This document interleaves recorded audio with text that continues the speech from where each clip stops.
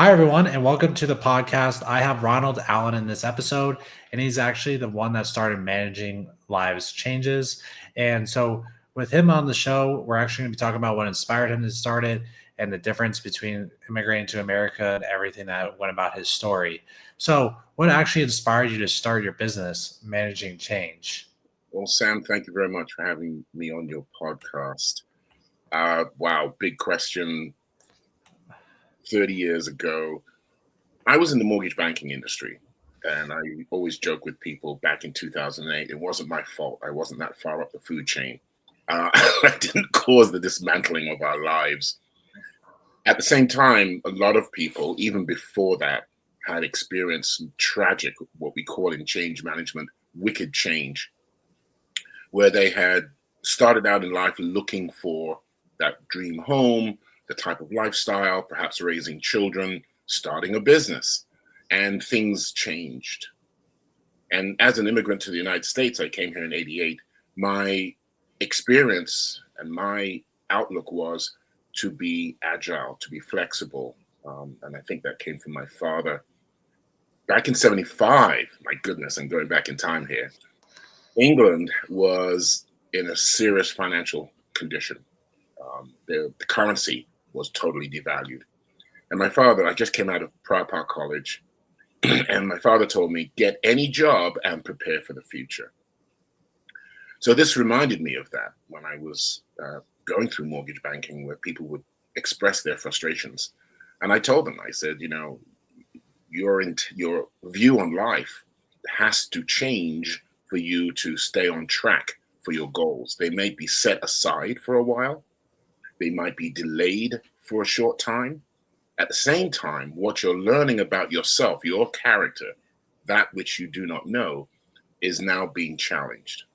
And many people understood that. And many people said, you know what? If I have to do a different job, I will do that. If I have to cut back on certain things that I've become accustomed to, I will do that. Unfortunately, Sam, many people challenge themselves and fight that reality. Yeah, that's one inspirational story, and I'm glad that you've made all these changes and you understand the hard work ethic. And what actually surprised you the most when you moved to America? Uh, I remember to this very day very clearly. My father, my brother and sister. I have one sister, Bernadette, who's older than me by a year. My brother is older than me by 2 years. He's the eldest. And they kept telling me, you have to come to America. You have to come to America. This was back in like '87, '88. And I said, no, I'm not coming to America. 5 years later, I came to America, and my brother met me at Kennedy Airport. And a policeman was telling a taxi driver with his baton, his truncheon, hey, buddy, move it. And I looked at my brother and I said, see, I told you it's Clint Eastwood, John Wayne, and this crazy guy. I've forgotten his name now. I said, it's a crazy world. It's a crazy country. That was my first experience in America that I felt, oh God, why are we here? And then I learned that with people coming from all over the world, Americans are the world. Whether they're third, fourth, fifth generation, it really doesn't matter. But yeah, that was my first experience of saying, no, I don't want to come here because these policemen, we don't, we never saw that. Although we had our own riots in England, just like you did in the 50s. But that was my experience. Yeah, that's one heck of experience to have, especially when Yeah. you first get here. And so we talked about how you actually worked for the national agencies and state programs. What actually drove you to do that kind of work? Certainly. When I first came to this country, by the way, Sam, I actually worked in interior design. I applied to FIT, Fashion Institute of Technology in New York City, primarily because one, I couldn't afford Parsons or Pratt. Those are the leading institutions in interior design and architecture in America. Well, definitely up there in interior design. And FIT was affordable. Its teachers were all practitioners, so they were in the field. And I had started working with ANS, Macy's, companies that are all gone debunked right now, right? Corvettes. And there were two companies just like Lowe's and Home Depot. Some of you might remember Channel and Rickles. And I used to do visual merchandising. I used to do all kind of the interior design stuff, and I loved it. It was independent. I could come and go as I pleased. And then unfortunately, my mother fell ill, and I had to take a different path. Again, talking about what you asked me earlier, recognizing the challenges of life coming at me, I changed. Yeah, and I'm sorry to hear that about your mother, but it's made a positive change. And was that the single moment that made you realize coaching was your move, or was it something else? Actually, the coaching came about because when I moved, I came back to New Jersey. I was doing all my work out of New York, and it was great. I was young, I was virile. I wrote to GQ. I was sending letters to them every month about fashion, design, the compliment of how it makes us feel. Mortgage banking, I slipped into because my brother said, you have to come home and help the family. And started out in what's called the closing department. So every loan has to go through a closing stage once it's underwritten and approved. And 20 years in there, was doing a lot of coaching. I had 2 Senate citations from senators over 20 years. I wrote and developed classroom instruction courses for Essex County. It used to be called Burlington County College. Now it's called Rowan College at Burlington County. And then down in Delaware, I wrote courses and delivered the courses for Delaware Technical Community College. All of this was about managing change, about how to use your skill sets. I even did some for the workforce development in Monmouth, New Jersey, Monmouth County. And even that profession was changing because more and more people were coming into it. It was becoming more and more automated. And the template for the big corporations were, how can we squeeze the price point of those who are delivering, the instructors, the trainers? How can we squeeze them down and get more buck on the front end? So I realized, again, life is changing, constantly in flux, right? And with the experience of people who were losing their homes, relationships were going bad because husband and wife, their identity of with the house was very different once they got into the house. Some family members, I had a fairly good friend, business associate actually, in Islin, New Jersey. His 2 sons, one was going to be a doctor, one was going to be a lawyer. Neither one made it. And so the dynamics in the family, the relationships in the family were really, again, wickedly changed. They were disrupted. And I realized that a healthy relationship requires a desire, an intent, and a purpose, and daily action, right? Daily action. And it wasn't just this flippant, oh, we bought this new item and everything is wonderful. You know the expression, you're good, I'm good, the world is fine. No, that's not the case at all. So it was a progression. It was a progression. And I was just looking at things. And even to this day, that's what I see. It's constant. Life is constantly in flux. Yeah, makes sense. Life is ever changing, and you just got to be adaptable. Yeah. And so, when it comes to your coaching, who is your target niche, and like, why do Uh, you target those groups? I thought I was like everybody else, corporate America. Yes, I can do corporate leadership. I could do change management, blah, blah, blah, blah, blah. My sweet point is really the immigrant, like myself, like my mother, who came here 40 years ago and was trying to make a life. We raise families. We have to assimilate into a culture that in and of itself is constantly fluctuating. That doesn't necessarily have an identity because everyone's trying to make their own way, right? The school systems, I went to Seton Hall to start off with because my sister was there at the time. And I remember I went into the first school, the class, and it had like 400 kids in one class. And in Pryor Park College, 400 kids was the whole school. Our class was like 15 students, 25 students. And I was like, whoa, I can't deal with this. So I ended up at Bloomfield College, where that was more, 20, 30 kids. German school, Essex County, and that was more my style. Um, but but it was, again, you're having to identify with yourself what you want, and then seeking that with associations, fraternities, sororities, um, or civil organizations, professional organizations, which I was a member of a number of them. I've cut back significantly now, but yeah, that's what it requires. Yeah, exactly.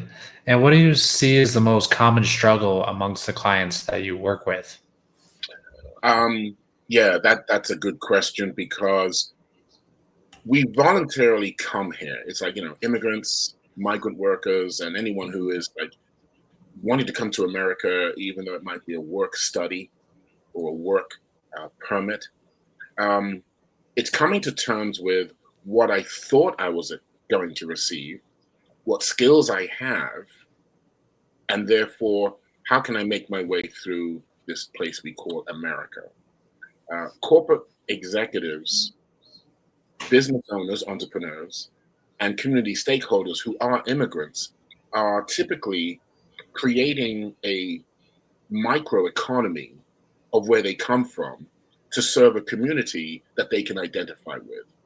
And so that's what I'm really strong at. And that's why the 2 Senate citations, the 3 state colleges, multiple recommendations from leadership said, I can identify and help those immigrants who are making their way through America, who are having children, who are growing a family, who are experiencing those challenges, especially with the young minds, right? They have a totally different mindset today. Um, it is the patience we have, it's the intent, it's the having the conversation. It's also trusting what you hear from them, right? If someone says to you, but this is the way I used to do things, if you say, yeah, but you're now negating everything they've just told you. And subliminally, you've told them that's no longer important. So the conversation is over. Even though you'll keep talking, the conversation is over. What you have to say is, then how do you see your perspective playing out, right? How do you, what have you found that's not consistent with the way you want life to be, with the way it's actually playing out for you? Okay? The way that you want it, but the reality is, how do we bridge that, right? How do we address that? Are you willing to? So these are very what we call Socratic questioning, where the person's giving you their perspective and you're helping them navigate that mental challenge. Because it is, everything is psychological, everything is mental. Yeah, that's definitely a great perspective. It struggles for sure, and interaction amongst people. And how would you say, or what would you say is actually is the best advice for a high level professional that you work with? Certainly. Number one, take your what you naturally gravitate to. You might be an executive in any field, any level of a profession, any industry. At the same time, those who are really successful are able to recognize what they naturally gravitate to and begin to build on that. Then what they do is their willingness to be agile, to be able to change and see options which are even diametrically opposed to their thinking. And I'll get to that in a second. And then say to themselves, now, how do I craft relationships? It's not the work that you do, it's the relationships you build that pull you along. That at the end of the day, that intangible that says, you know what? I did okay, despite the challenges, despite the upsets, despite the setbacks.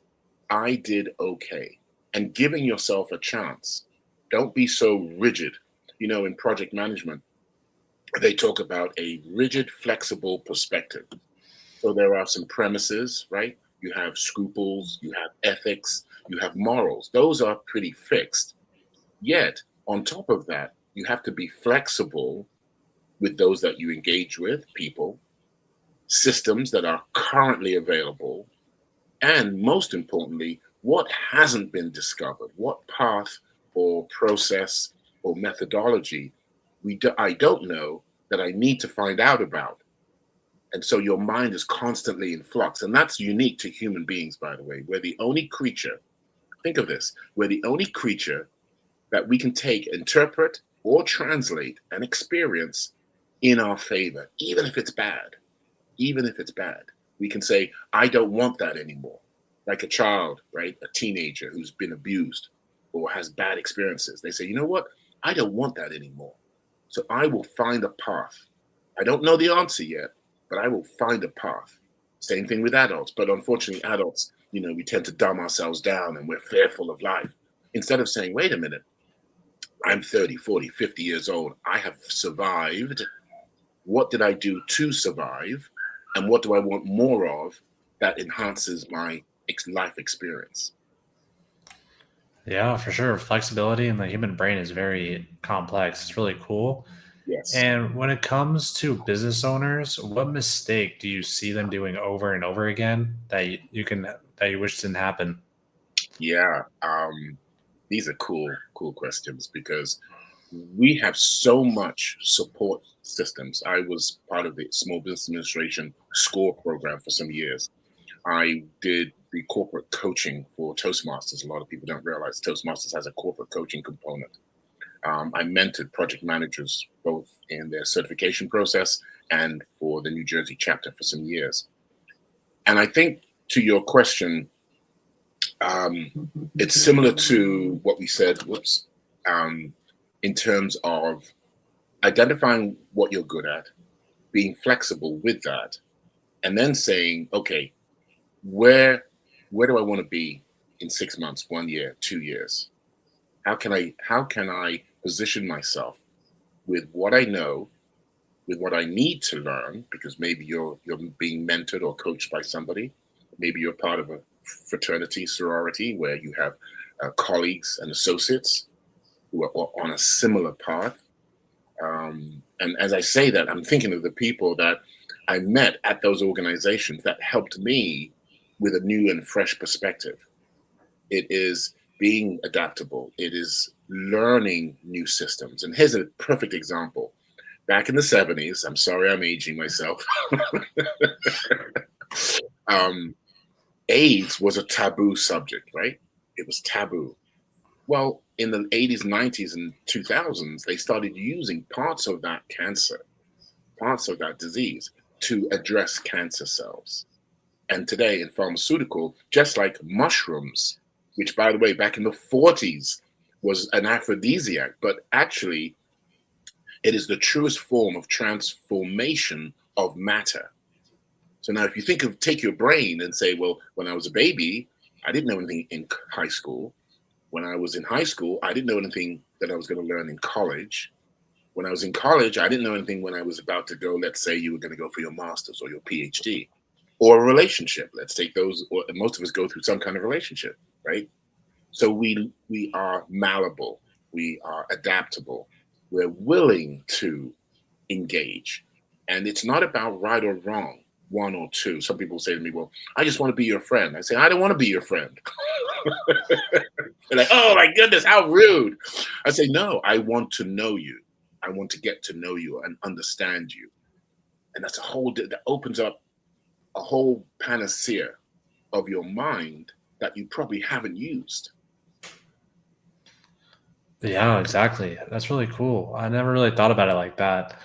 And it is interesting to see how AIDS have changed. Also, different drugs have changed and the perspective on that, Yes. like Right. mushrooms and all that. And so, but if you can go back 10 years, what would you actually do differently in your journey to where you are today? Oh, technology. I'd have immersed myself more in technology. And this is again another great question. When people say that's a good question, I say, in other words, the person asks you dumb questions. But I have to say that was a good question because of at my age. instead of dumbing myself down, instead of taking myself out of the market, instead of being intimidated by technology, what I've found out is that AI can help me as a coach, as a counselor, even as a first aid responder, because I work with the American Red Cross doing first aid training and instruction. I can create an avatar of myself, like you and I are speaking now.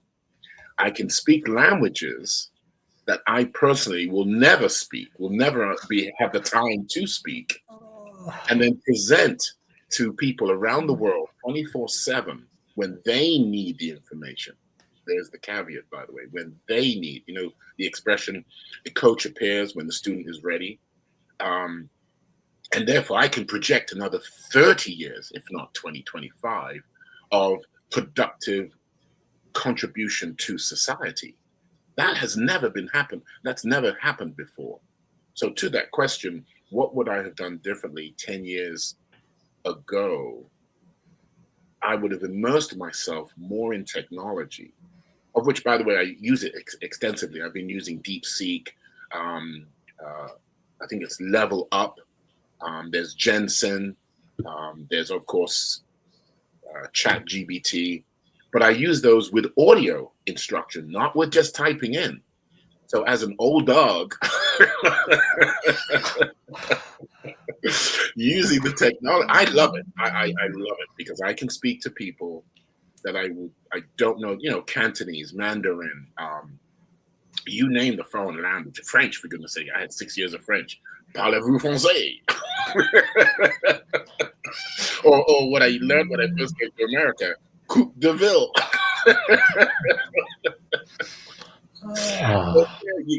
It's like a good soup. Life is like a good soup. Sometimes you'll burn it. Sometimes you'll overcook it a little bit. But if you dip and stir and take up the kernels of the value, we talk about intellectual capital, right? So there's, yep. That's what I would immerse myself in technology and really deep dive sooner, faster, more aggressively. Yeah, technology is going really fast right now, especially with all the AIs. So it's really cool to learn about all that stuff a long time ago to be ahead of a lot right now. So it makes sense. And so where can people actually reach out to you if they would like to get your coaching? Well, my name Ronald M. Allen, and I put the M. Here's a joke. Most people will say, "What's your name?" And I'll say Ronald M. Allen. They'll say Ronald M. for Mary. I say no. For gender equality, it's Matthew. And it is Matthew. My middle name is Matthew. So I like to, again, I poke fun at society. My website, ronaldmallen.com. Very simple, very straightforward. If you look on LinkedIn, Ronald M. Allen. There's a couple of other sites, Facebook, Instagram, but primarily my website and then my phone number to the office, which, again, instead of just saying a cell number, and this was a young kid who showed me this, he said, but cell /WhatsApp. Because today's technology, right? We use WhatsApp, which has a full platform of audio, video, texting capabilities to connect. So I say cell /WhatsApp 609-247-2799. And you can get me pretty much anytime. Although I do say my down day is Sunday, not because of religion, but just because I want one day down to be with the family. Yeah, it's always good to spend time with the family. Yeah. And it was great having you on the podcast. Thank you very much. Appreciate it. Yeah, you're welcome. And for everyone watching, make sure to go check him out and get his coaching. He's a very fun guy to talk to, if not do business with and learn from. And yeah, see everyone in the next episode of Zero to Empire.